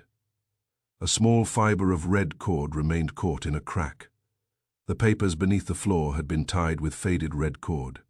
Reed said, "Someone opened the chest, removed packets, and examined them at this table, then searched beneath the floor," I said, "and took only the Harlan documents." Briggs folded his arms. "Why leave the ledger in the stable wall?" "Perhaps it was never meant to remain there," Reed replied. "Peter Vale may have hidden it temporarily. Vale is still missing, which makes him useful to someone." That was the first sensible thing Briggs had said about the gardener's disappearance. We went outside. The cold air smelled of wet earth and wood smoke from the village. Behind us, the summerhouse stood with its windows shut, quiet and harmless, looking, Reed said. The entire day of airing was a performance. Most housekeeping is. Someone entered before dawn, opened the chest, removed documents, searched beneath the boards, and left the room smelling of chemicals. Then Harold discovered it. He could not call the police without exposing the archive, so he ordered the servants to open everything. Reed nodded. Fresh air removed the odor. Footsteps destroyed tracks. Moving furniture confused the dust. Removing the window frame explained damage near the north wall. And the servants became part of the cleanup without knowing it. That was the elegant part. A guilty man wiping a floor attracts attention. A housekeeper airing an old building does not. Harold Mercer had turned ordinary labor into evidence destruction. At noon, I telephoned Wolfe. He was in the office after his morning hours with the orchids. Fritz had apparently served shad roe, because Wolfe's voice carried the patience of a well-fed man. The specialist found cedar oil, camphor, wax, and mineral spirits, I reported. The compounds were used to preserve documents. The concentration proves the chest was opened recently. Treated papers were placed in the writing table drawer, and the windows, open to erase the odor. Not erase, disperse. You are a great comfort. Words are not interchangeable merely because you are in a hurry. I told him Ruth Bell had noticed the medicinal smell and said nothing. Did she understand it? Wolfe asked. She claims she thought it was old wood. Does old wood smell of fresh spirits? Not to me. Then she either lacked curiosity or possessed knowledge. Which?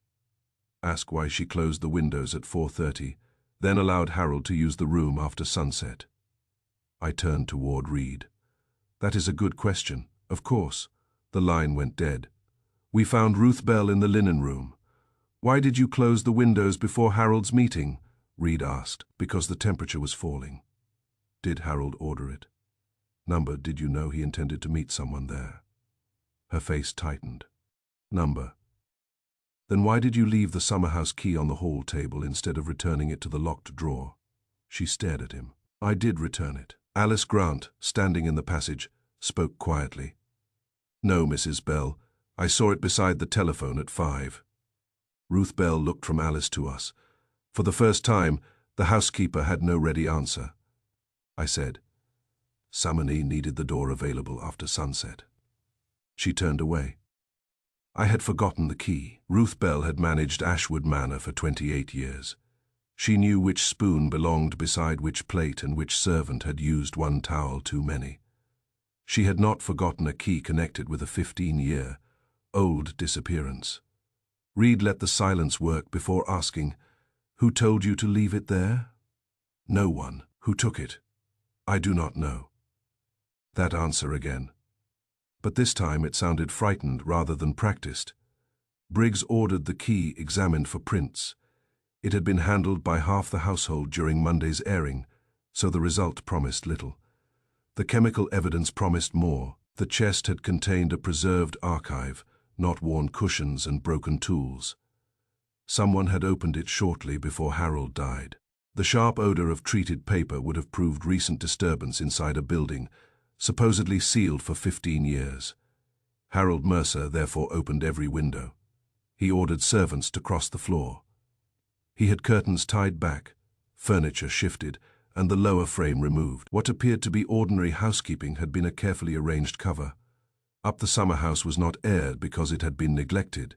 It was aired because someone had found the past inside it, and the past still smelled fresh. Chapter 9, Faye, the meeting that ended in murder by Saturday evening.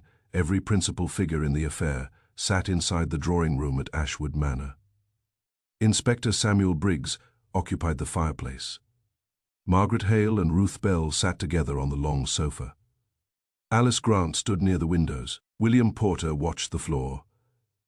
Edwin Cole leaned upon his walking stick. Stephen Ward occupied a chair with the rigid dignity of a man who wished to appear insulted rather than nervous. Daniel Mercer arrived 10 minutes late, explaining that he had been assisting the police search for Peter Vale. Jonathan Reed waited until the room became completely silent. Then he began.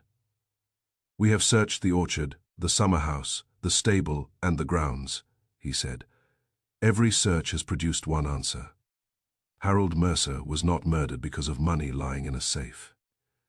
He was murdered because of documents hidden for 15 years. Inspector Briggs nodded. "Proceed." Reed walked slowly toward the fireplace. "Let us forget the body for a moment and consider only Monday." He looked around the room. At sunrise, the summerhouse was opened. Windows were thrown wide. Curtains were tied back. Servants crossed the floor all day. He pointed toward Ruth Bell. Everyone believed that was ordinary housekeeping. "It was what Mr. Mercer ordered," Ruth replied quietly. "No," Reed answered. "It was evidence being destroyed." No one interrupted him. The preservation chemicals found inside the room proved the chest had recently been opened. Fresh air removed the unusual odor. Footprints disappeared beneath those of servants. Dust patterns were disturbed. Everything looked natural. He turned toward Alice Grant. At 4:48, Harold Mercer received a telephone call. Alice nodded. He packed documents into a leather satchel immediately afterward. He expected a confidential meeting. Reed placed the leather ledger recovered from the stable fireplace upon the table. Before leaving his study, Harold carried this ledger with him. Stephen Ward looked up sharply. "You cannot prove that." "The preservation oil on the writing table drawer proves the ledger rested there after leaving the chest." Ward remained silent. Reed continued. Harold entered the summerhouse shortly before sunset carrying his satchel. He paused. Inside, he opened the hidden compartment beneath the floor. Widwin Cole lowered his head. The remaining packets stayed where Boone had hidden them for years. Reed nodded, but Harold removed the leather ledger. He rested one hand upon its worn cover. Then he unlocked the great oak chest. Daniel Mercer shifted uneasily. "The ledger belonged inside the chest," Reed said. "Harold placed it there because he intended to carry the complete record away." Inspector Briggs frowned. "Why move it?" "Because he had finally decided the conspiracy must end." The room remained motionless. "For years," Reed continued, "Harold Mercer protected fraudulent land transfers arranged by himself and his late cousin Richard Mercer. Richard is long dead, but his handwriting, initials, and instructions remain throughout this ledger."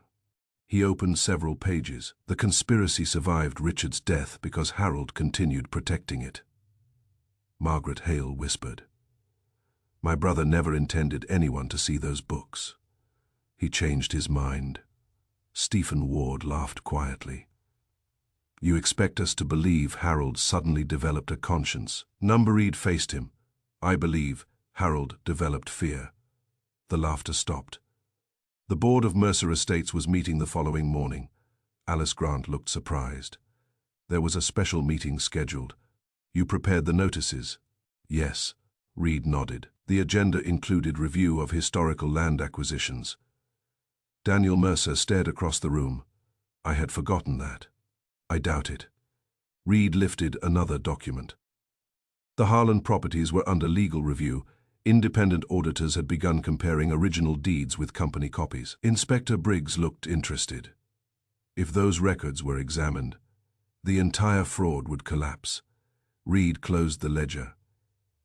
Harold finally understood there was no escaping discovery. Widwin Cole spoke quietly. He told Silas Boone years ago, the truth always arrived eventually. And on Monday, Reed replied, Harold intended to reveal everything himself. Stephen Ward stood. This is fantasies. Sit down. It was Briggs who spoke. Ward sat, Reed resumed. Harold carried the complete record into the Summerhouse because he expected one last private meeting before the board gathered. With whom? Briggs asked. With the Mercer interest represented by Richard's legacy. He looked directly at Daniel. Richard Mercer himself had been dead for years, but his part in the conspiracy survived through the documents, his estate, and the family interests he left behind. Daniel's face hardened. I never met Harold that evening. No, Reed answered calmly. Margaret Ellis heard only Harold's voice clearly. She assumed he argued with Stephen Ward. He paused. But whoever came by the rear path knew exactly why Harold had brought the ledger. Reed walked toward the Summerhouse window, visible across the lawn. The meeting began quietly. He spoke almost as though watching it happen. Harold unlocked the chest. The ledger was placed inside. The missing Harlan papers were discussed. Then Harold announced that the following day's board meeting would expose every fraudulent transfer. Silence settled over the room. He intended to surrender the evidence before anyone else could destroy it. William Porter swallowed. I heard Mr. Vale say everything would be finished. Reed turned toward him. Exactly. He faced the others once more. The visitor refused. The argument became louder.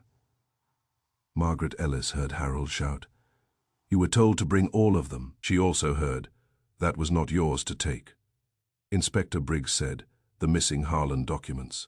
Yes, the visitor had already removed part of the evidence. Reed placed both hands upon the table. After the confrontation, the visitor made one decision. He looked toward the photographs of the missing chest. The chest itself had to disappear. Daniel Mercer frowned. Why? Because everyone believed every important paper remained inside it. If the chest vanished, the investigation would chase furniture instead of fraud. Briggs slowly nodded. Which is exactly what happened. Yes, the chest was carried from the Summerhouse. It reached the abandoned stable. The ledger was hidden behind loose bricks. The oak chest was broken apart. The remains were burned. William Porter spoke quietly. I only burned what was left.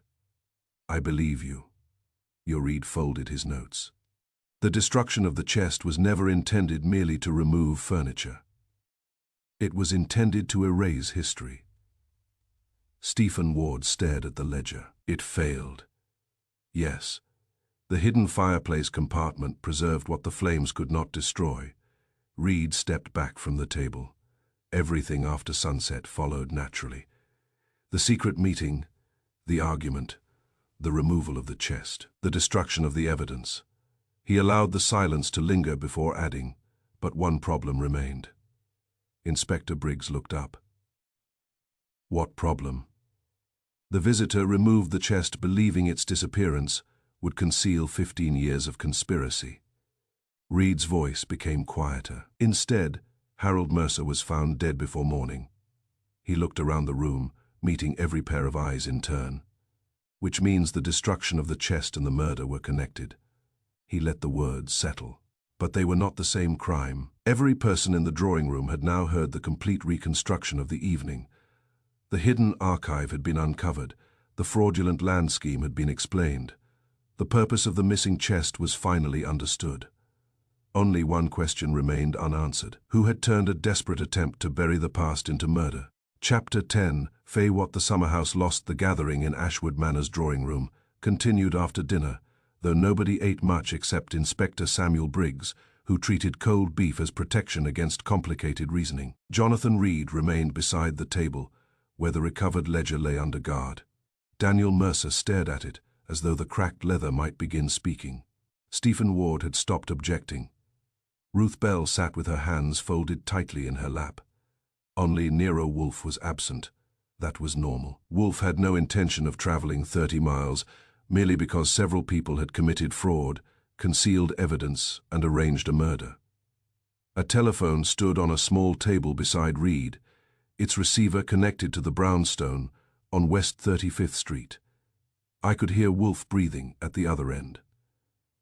Reed looked around the room. Inspector Briggs believes Daniel Mercer removed the chest because he inherited Richard Mercer's second key. Daniel's face tightened. I never possessed it. That is true, Reed said. Briggs frowned. You said Richard's effects passed to him. They were supposed to. Reed opened the ledger to its final pages. Richard Mercer was reported dead 12 years ago after a railway accident in the West. The body was burned beyond recognition. Identification depended upon a watch, a ring, and papers found in the dead man's coat. Stephen Ward slowly raised his head. Number, yes, Reed replied. The dead man was not Richard Mercer. Margaret Hale gave a small cry. Daniel rose from his chair. My father is alive. He was alive on Monday evening. The silence that followed had weight. Briggs stepped forward. Where is he? Weird turned toward the empty chair. Peter Vale had occupied it earlier interviews. He has been on the estate for 9 years. Ruth Bell whispered the name first. Peter, Reed nodded. Peter Vale is Richard Mercer. Daniel sank back into his chair. That is impossible. Number, it was difficult but not impossible. Richard changed his appearance, allowed his beard to grow, adopted the habits of a laborer, and returned to the one place where he could watch Harold and the hidden evidence. I took a photograph from my pocket and placed it beside the ledger. It showed Richard Mercer, 20 years earlier, standing near the old stable. The face is thinner now, I said. The hair is grey, and the posture has changed, but the left ear has the same split at the upper edge. Reed added, so does the signature. Briggs stared at him. Vale never signed Richard Mercer's name. He did not need to. William Porter kept work receipts approved by Vale. The capital R, the narrow M, and the backward hook on the final stroke matched the notes in the ledger. Wolfe's voice came through the telephone. They match because a man may disguise his name more easily than the movement of his hand. Everyone looked toward the instrument. Wolfe continued. Mr. Vale's identity also explains the chest. Reed nodded. The chest required 2 keys. Harold possessed the outer key. Richard possessed the hidden release key beneath the brass plate. Daniel never received it because Richard carried it when he staged his death. Briggs said, then Richard could open the chest, only after gaining Harold's cooperation or stealing the first key. He had Harold's cooperation Monday? At first, Reed rested both hands on the table. Richard learned that auditors were examining the Harlan properties.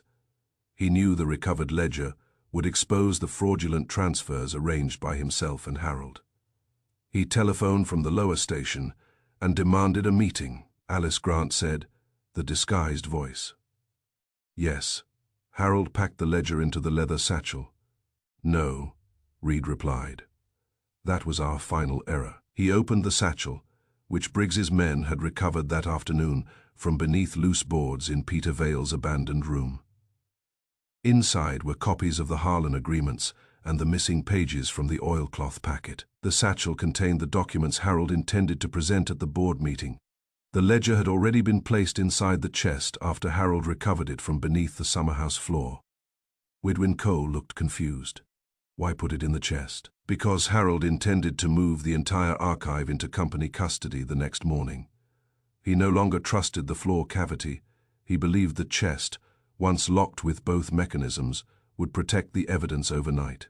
I said, unfortunately, one of the men holding a key was the man most endangered by it. Reed continued.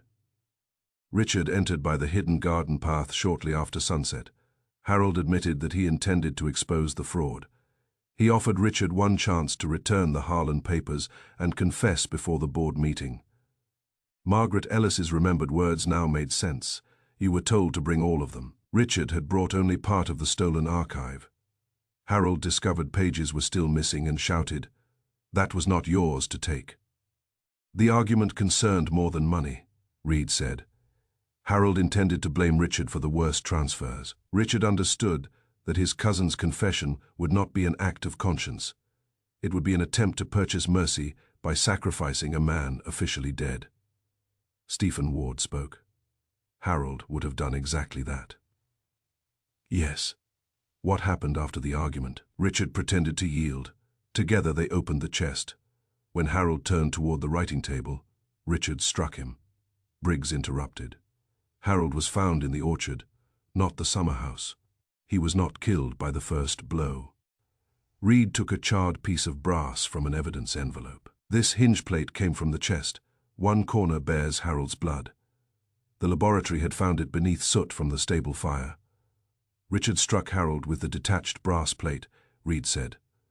The wound dazed him but did not kill him. Richard dragged him outside and placed him on the handcart. Thomas Green, waiting under guard near the door, looked sick. The cart I washed. Yes, you removed the blood without knowing it. Richard wheeled Harold toward the orchard, where the ground was soft and screened by trees. There he struck him again with the iron handle used to raise the Summerhouse window frame. That second blow killed him. He left the body beside the orchard, Briggs said, then returned for the chest. Correct. Richard needed assistance moving it, so he summoned Thomas Green and claimed Harold had ordered the furniture removed. The chest was covered with canvas and taken first toward the orchard to support that story. After Green was dismissed, Richard and Porter's equipment carried it by the western path to the stable. He opened it there, Daniel asked. He had both keys by then. Harold's brass key had been taken from the body and later returned to the waistcoat pocket to prevent the police from asking who possessed it. Richard removed the ledger, the preserved archive, and the remaining documents. He concealed the ledger behind the fireplace bricks, intending to collect it after attention shifted elsewhere.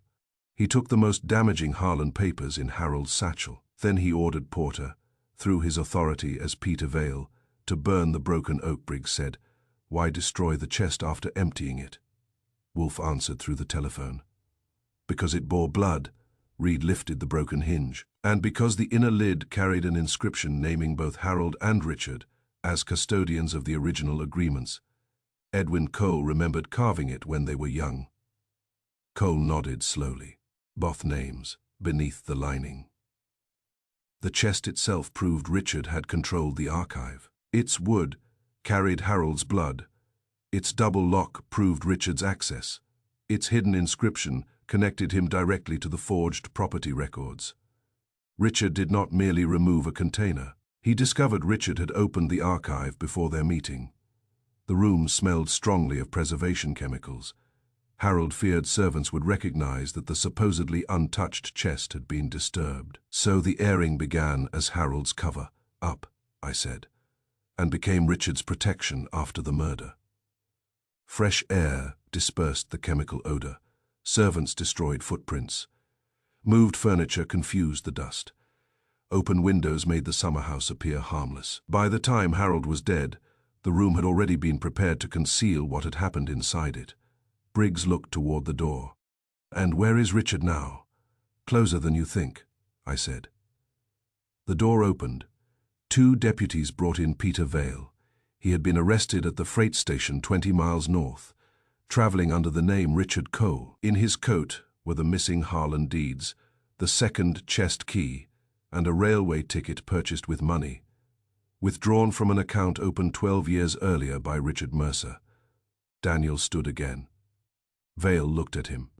For 1 second, the gardener's stoop disappeared. The shoulders straightened. The tired eyes sharpened. Richard Mercer returned without removing a single piece of disguise. "You cannot prove murder," he said.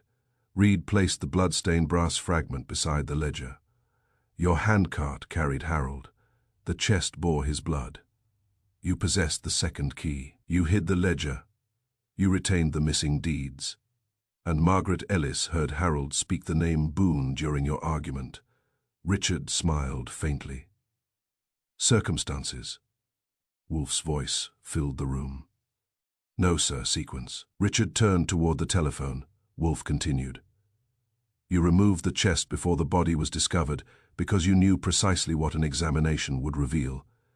An innocent man might conceal papers after learning of a murder.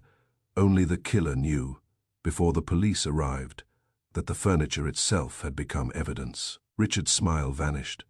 Briggs stepped forward and placed him under arrest. The room released a breath it had apparently been holding for 15 years. Reed closed the ledger. The Summerhouse was never important because of what remained inside it, he said. The cracked table, faded curtains, and dusty chairs were merely scenery. He looked toward Richard. Its importance lay in what had vanished. The massive oak chest had concealed the archive. It had carried away the missing papers. It had preserved the killer's name, his access, and Harold Mercer's blood. Its disappearance nearly allowed Richard Mercer to bury the fraud for a second time. Outside, the Summerhouse stood dark among the trees, emptied of everything except dust. Investigators had searched its walls, windows, fireplace, floor, and furniture. For days they had asked what clue the room contained. The answer was the space in its center. A room may lie through every object left carefully in place. Sometimes the greatest clue is the thing someone was desperate to make disappear before anyone thought to look.